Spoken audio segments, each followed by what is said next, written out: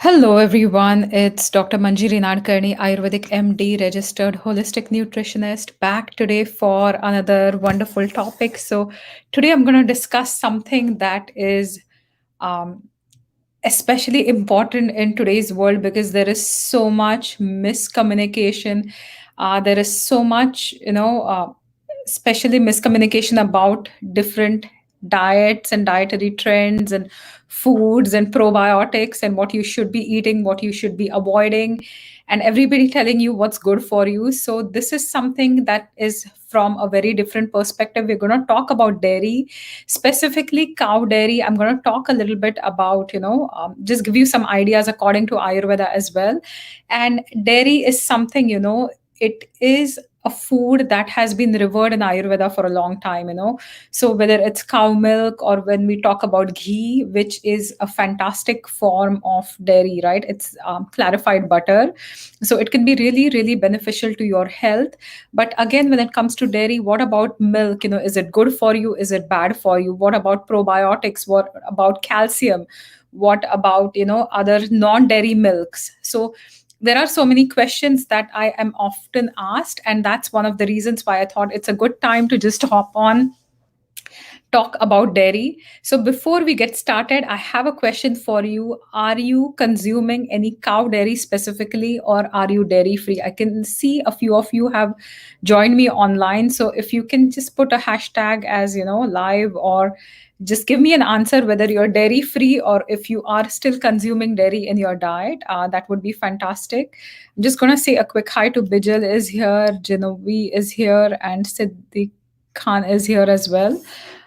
So let's get started. So there are, again, so many talks like dietary trends going on today, and that is why it's extremely hard to understand whether a food is good for you or not from an Ayurvedic perspective. Usually most foods, I'm talking about not all foods, but most foods are going to be customized. So when we talk about hyping up a certain food, it does not work well in Ayurveda, because one of the most important thing is everything has to be customized to you, customized to your diet, customized to your digestive capacity. And especially when we talk about dairy, this is something that we need to talk about. So Genovi is saying that she is primarily dairy free and only ghee. That is fantastic. Ghee is something I would never recommend anybody give up. Susan is saying that she's dairy free except for goat. Yeah, so let's talk about the differences between the two, right? So, one of the questions I'm often asked is, if you look at Ayurvedic texts, if you look at a lot of the core texts in Ayurveda, we talk about dairy as being something that's really helpful to build your body. We talk about cow milk as something that's really nourishing to you, it's cooling to the body. We use it therapeutically in different conditions, especially like hyperacidity. So what has changed, or what's going on? Why is dairy creating so many issues in people that we see nowadays? So the one thing that has changed over the past, thousands of years is, um, our diets have completely changed. Our digestive systems are not as strong as they would have been. And again, I see a lot of my clients, who are seniors, who are in better shape than the younger generation, which is a very unfortunate thing, right? So I see a lot of clients in their well into their 70s and 80s who have healthy digestions as compared to 30-year-olds, right? So the diet has changed, the soil has changed, the food contamination, the way food is manufactured, right? And it's not grown anymore, it's manufactured, is what I'm saying, right? So these are some factors that have changed. And the same is true for dairy farming, right? So where you would find cows grazing outside, they would eat grass and they would just kind of have hay and they would roam about. Right now, because of the factory farming, cows don't have enough space to move. Their diet is not natural anymore. They're fed with corn and all sorts of things that they're not used to eating, and no movement for them just because they are kind of in those enclosures. It creates a lot of inflammation in the milk itself, right? So when the milk itself is inflamed, when you can't move, there's a heaviness in the cow, and then the cow milk is going to have that heaviness or even the tamasic quality. If you look at the old literature, if you look at Ayurvedic literature, milk is supposed to be one of the sattvic foods, so it is something that should promote and give you a lot of clarity in your mind, or promote clarity in your mind. It should satiate you. It should not create any kind of too much inertia, or not create too much stimulation. It kind of used to balance your system. Right now, because of the way the factory farming is, it's no longer balancing your system. It's creating a lot of inertia. It has become a lot tamasic in nature if you compare it to the years before. So that's kind of the Ayurvedic perspective on dairy. Now again, I'm generalizing this, because I see a lot of factory farmings in and around, Canada as well as America. But if you know a place that has cows, if you have a small farm with cows, or if where organic milk can be procured, it's going to have different qualities again, right? So this is something to keep in mind, that where are you sourcing the dairy from plays an important role as to what qualities the dairy is going to have. So while we talk about general qualities of milk, the specific qualities are also going to depend on what kind of quality uh, the cow possesses, as well as what kind of environment it living in, what kind of food is she eating. So depending on that, there are going to be differences in cow milk, and how sattvic is it, or is it more tamasic. That's going to be depending on that, right? I'm going to say a quick hi to Susan as well as Uttamji. Thanks for being here. So, yeah, so these are a few things. It's a vast topic. I'm going to try and cover it as fast as I can. So, from a food perspective, right, if you look at cow milk, um, in the olden days, or especially for babies or children who are growing up, it is a complete food, because it will have the carbohydrates, it's going to have proteins, it's going to have calcium. So it has all the ingredients that will help the growth, as well as growth factors as well. It has certain insulin like growth factors as well. So milk is something that is definitely going to support your overall growth. It has fat, protein, so it's like a complete food, right? It also has small amounts of cholesterol that can help repair your body, help repair your gut as well. So now the question arises is whether, when we talk about milk, especially cow milk, is it beneficial for everyone? Right? So, is it beneficial for you, or is it not beneficial for you? So, for that, let's talk about the milk proteins a little bit. There are two main milk proteins available in milk, right? And the same are in goat milk or sheep milk or any other milks as well. Whey makes up to 20%. So, whey is a protein that's easily digestible, right? When you curdle milk, anything that the liquid part that remains is going to be whey. And anything that becomes like a little bit cloudy, that micellar protein is known as casein, right? Now, this casein is very interesting. It makes up about 80% of the milk, and it is also something that has been studied a lot. There are different studies, one is the China study. There are different studies that have been carried on, and some of these show that, if there's a diet containing more than 10% casein, right, that can create a lot of tumor growth in rats. And also different studies have been done, and different studies which advocate a plant-based diet also say that having too much of this casein, that could be inflammatory for your body.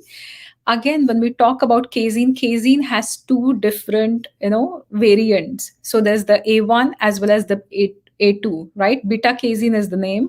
I'm not going to get into the too much technicality, but the A1 has been implicated. A1 casein protein is found a lot in North America as well as the US.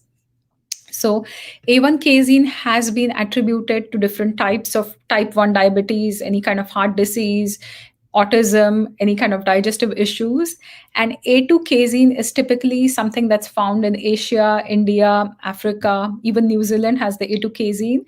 And it is different. It is thought to be better digested of the two caseins, right? And what happens with A1 beta casein is it creates something known as a beta casomorphin 7, which is like an opioid peptide, and it also is a direct histamine releaser, right? So when you are generating a lot of histamine, there could be allergy like condition created in the body, and this is also how so many people are reacting to different kind of milk products. So casein whey lactose is the milk sugar, the lack of digestion, like if you're losing the enzyme called lactase which breaks the lactose down, you end up becoming lactose intolerant, right?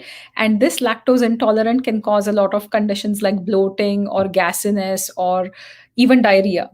Now, whey or casein is something, these are milk proteins. I see a lot of allergies in my practice to casein, which is the milk protein that takes 3 to 4 hours to digest, and a lot of skin conditions, a lot of sinus related conditions, congestion, respiratory issues, eczema, which is again a skin condition. These are attributed to casein. Also, autism as well as autism spectrum conditions do not do well with dairy. So these are a few things to note. Now, as per Ayurveda, again, the one thing we talk about is, we talk about different body types. So we talk about the Vata dominant person, the Pitta dominant person, and the Kapha, right? The three doshas of, and or there could be combinations of this in your personality as well, right? But when it comes to the three doshas, usually if you are someone who is a vata dominant person who has a lot of wind factor in the body, milk is going to be nourishing to you. If you get a cleaner source of milk, if you get the best organic milk, which is the A2 beta casein, that's going to be good for you.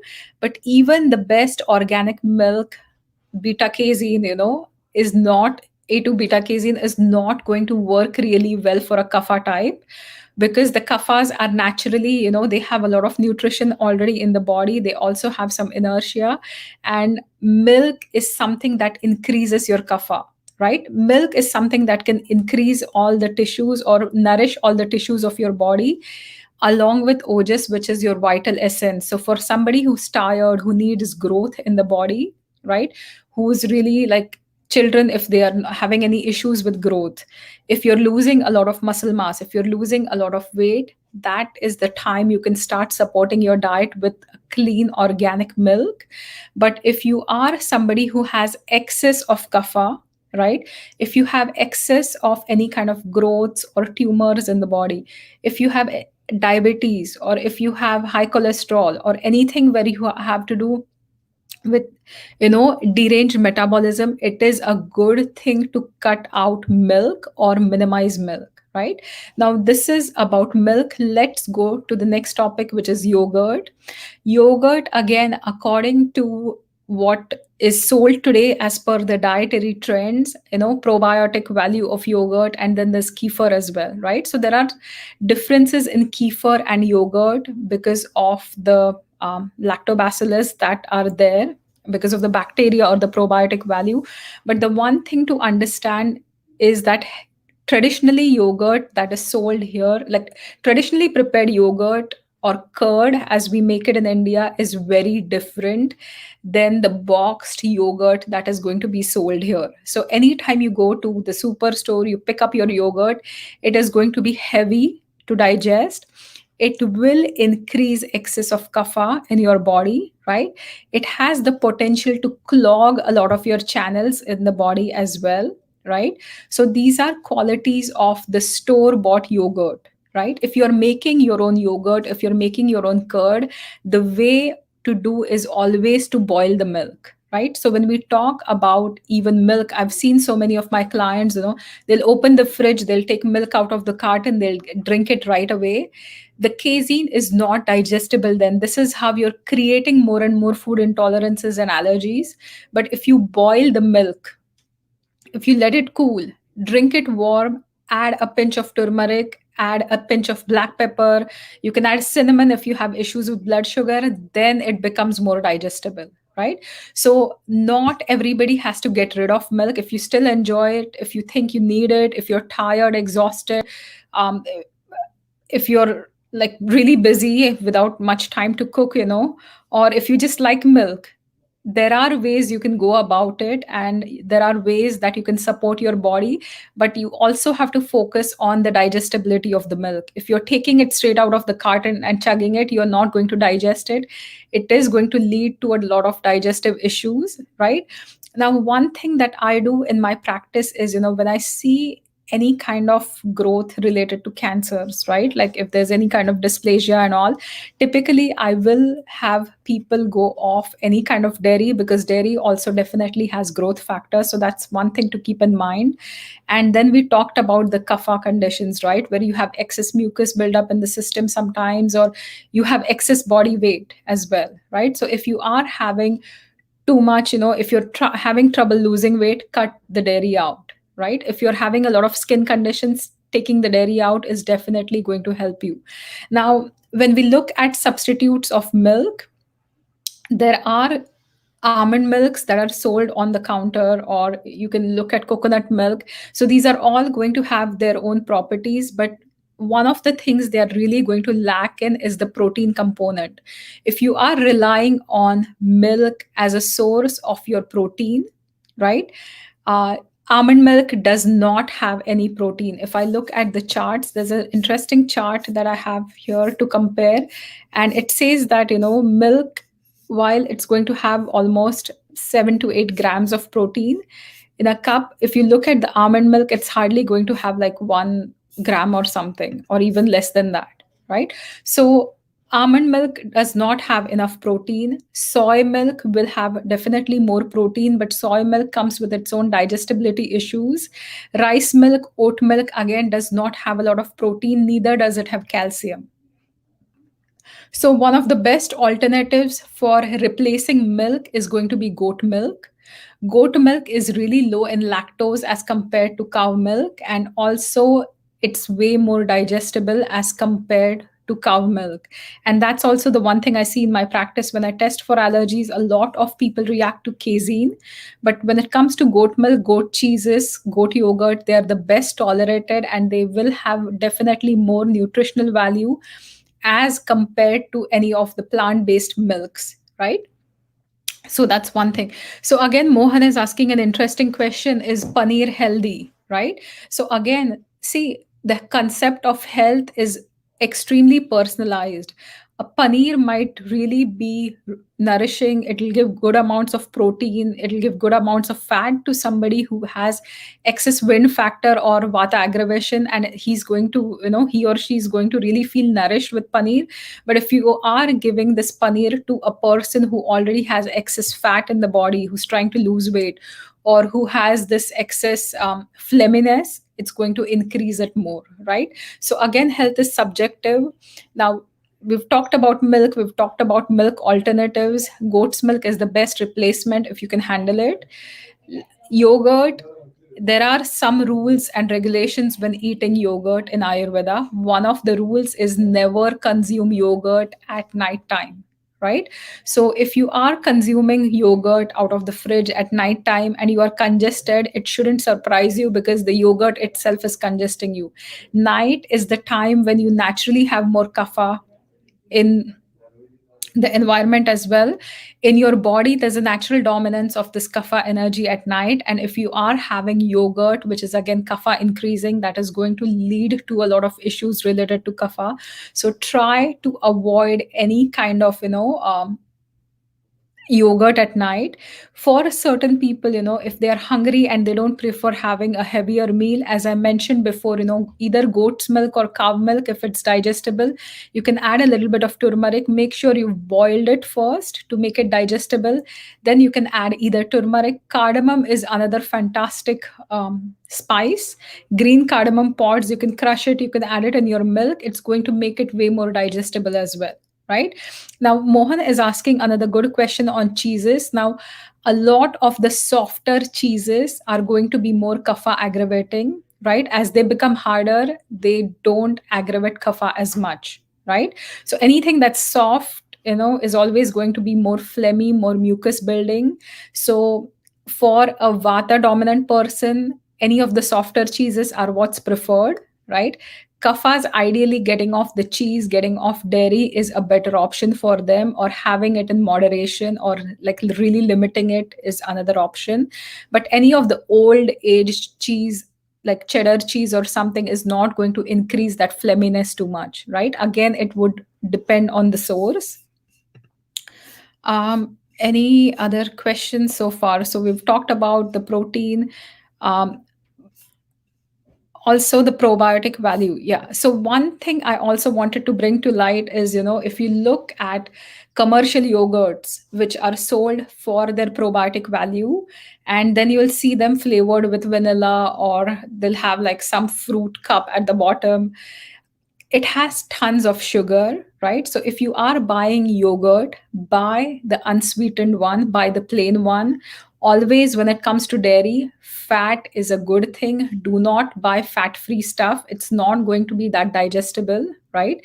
Always boil the milk to make it more digestible. With yogurt, you can add black pepper. You can also add ginger powder. You can add some kind of spice to aid the digestibility of the yogurt, right? That's one thing. Don't eat it at night. I know a lot of, across different cultures, some people finish their meal with curd rice, right? Add a tiny bit of salt to it. And the other thing I wanted to talk about, because we're talking about yogurt, is lassi, which is fruit which has been blended with yogurt, is not an Ayurvedic drink. I have seen so many Ayurvedic cookbooks talk about lassi, but lassi is really not an Ayurvedic drink. It is a bad food combination. We do not mix fruit along with milk. So any milkshakes, any kind of fruit salads that you're having, any kind of mango lassi that you're having, mango ice cream, they're all bad food combinations. Once in a while, if you eat it, it's not going to kill you, but habitually, if you're having it, it's just going to block all the channels in your body. It's going to create a lot of digestive weakness, and it will make you prone to further digestive issues. So ideally, lassi, like once in a while, if you want to indulge, that's fine, but not on a regular basis. So what exactly can you have? So one of the best things you can do for probiotic value is what we call buttermilk. And buttermilk is something that is made different, like you can make at home. You don't have to buy it out of the carton, because again, anything bought out of the carton, it's not going to have that much probiotic value, right? And it tastes very different. So buttermilk, the carton one, is going to be really rich and creamy. That is not how you want your buttermilk to be. If you have made your own yogurt, you can boil, or if you don't know how to make your own yogurt, this is very simple. Boil milk, let it cool down. If it's slightly warm, you can add 1 to 2 spoons of yogurt starter mix if you have the mix, and keep it, in a dark place. You can also have the oven pilot light on, so it generates a little bit of heat, and then you can have your yogurt the next day, right? So this is fresh yogurt that you're making. It becomes really digestible. um, so what's Okay. So this makes it really digestible, and you're going to take at least 4 parts of water, right? Take 4 parts of water. You can take 1 part of this yogurt and blend it together. You can add black pepper, you can add coriander, you can add ginger, right? And you can make a nice buttermilk. And this buttermilk, you can have it with your meals, which is going to increase the digestibility of the meal, as well as give that probiotic value, right? So Irfana, ideally, if you are a kapha, I would avoid yogurt at night or curd at night completely.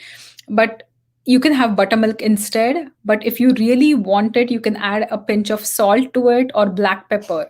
Salt or black pepper, these are going to cut the effect. Salt is a little bit warming. A black pepper is going to be a bit sharper, and it's going to help with the increasing effect of yogurt, right? And it's going to make sure that it's not blocking your sinuses or blocking your channels as well. So this is a little bit about yogurt and buttermilk. So they are two different things. I'm just going over my notes. There's so much to talk about in this session. Any questions so far? So, one of the other questions that I commonly get asked is, how do you know that you are sensitive to dairy, right?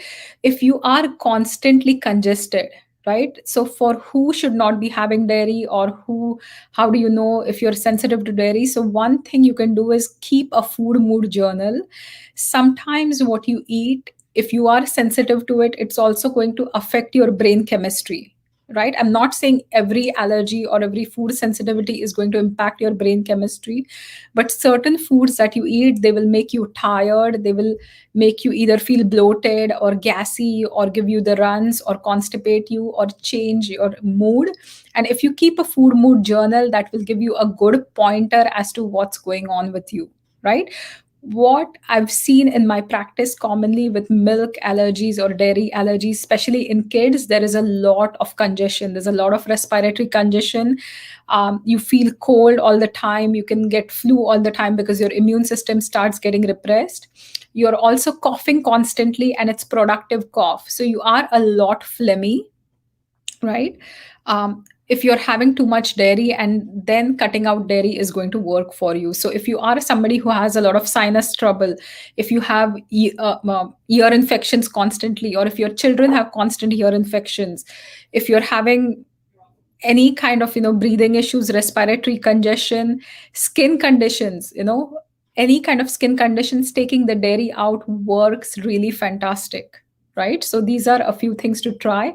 And any of the metabolic conditions, excess obesity, ideally cutting out the dairy is going to work well for you. Now when I say cutting out dairy, you can still eat one thing, that is clarified butter, right? So we've talked about milk, we've talked about yogurt, we've talked about buttermilk. One other thing when it comes to milk is the butter. So butter is purely the fat content of the milk, right? So when you take, like,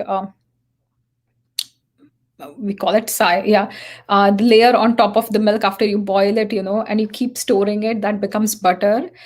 Traditionally, when you churn it, you're getting the liquid part of it, that's buttermilk, and then the butter, cultured butter, stays on top. This butter, to make it even more digestible, what you can do is you can cook it at really low temperatures, which is called the process of clarifying it. This is how all the milk solids in this butter are going to sink to the bottom, and what remains is like a pure golden fat. This is really rich, this is really amazing for your eyes. This also has CLA in it, right? So eating ghee is something that people of all three doshas can definitely do. Ghee is going to nourish your brain, it's going to nourish your eyes, it's going to nourish all your vital system. It's going to nourish your ojas or vital essence. Also, it works amazing for developing stronger bones.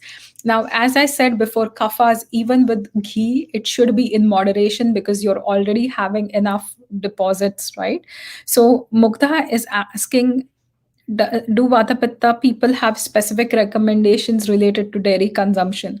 So, because of the milk being a little bit cooling, it is actually good for the Vata Pitta people, right? So, milk is nourishing, milk is also slightly cooling. So, if you have a Pitta as a secondary, it's actually going to work for you. Now, the one thing to always understand is buy organic, clean milk, as clean as you can. That's going to be important. um, Always going full fat for a vata pitta. If you have vata as your dominant dosh, always go for the full fat versions, never go for the fat free versions, because you need that fat for your brain as well as the body function. So that's extremely important. So those are a few things you can try. And because even yogurt can be nourishing, right? So for a vata pitta person, you can have it in moderations. So definitely you can do that, right? So probiotics, I'm just looking. Yeah, so any other questions that you have? Any other questions today about the dairy? So try to maintain a food diary, right? If you are having skin conditions, if you are having, um, digestive issues, constipation, diarrhea, and all that, try to see what's making you, what's creating it. That's going to be one thing. And the other thing is always, if you're struggling with cow's milk, if you feel gassy, bloated, constipated, the easiest switch is goat's milk, is going to be much lighter. and then you can also make yogurt out of it. You can also make butter out of it. So a pitta person is low on energy. That's a very good question, Amanpreet. So if a pitta person is really low on energy, the first thing always is to find out why the pitta person is low in energy, right? So is it because of the lack of nourishment? Then you're going to give them a lot of nourishing foods, or is it because of the excess heat that's like draining them, right? So certain foods that work well for a pitta person, dairy like milk is going to work well, clarified butter or ghee is going to work well, even cottage cheese or any of the softer cheeses are going to work well. Pittas usually have a good digestion, so they're not going to struggle with digestion, like unless it's off. And another thing you can try is raisins or dates or figs or even grapes. So these are certain things that are also cooling to the body, and that's also going to help them get some energy. But first thing, you have to find out why you're lacking in energy. You also have to look for any other nutritional deficiencies related to that question. So thank you all. This was all for today, and I hope you enjoyed today's session on dairy. It's a vast topic. I can actually talk about milk and yogurt and butter, ghee as individual sessions for half an hour easily. So I wanted to just kind of have everything together here and talk about it. So Susan is asking me a question: how do you know if you're a pitta, vata, or a kapha? How do you know? You take the dosha quiz or you work with an Ayurvedic doctor. Sometimes even the online quizzes are not accurate because most people fill it how they always are, how they feel like that at the moment rather than how they always are.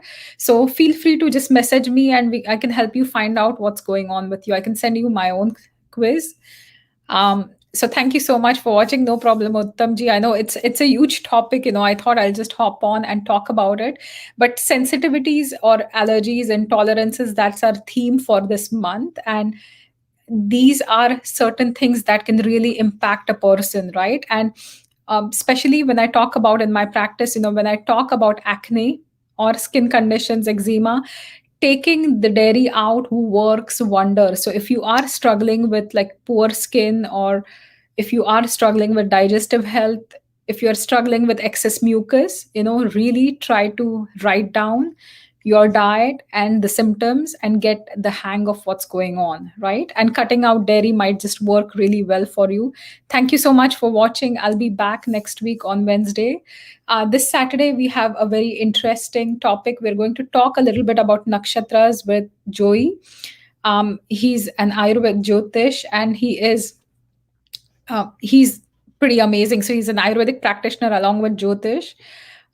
This is going to be an interesting talk. It's Saturday on my Facebook channel, and I will see you then. Thank you so much. Bye.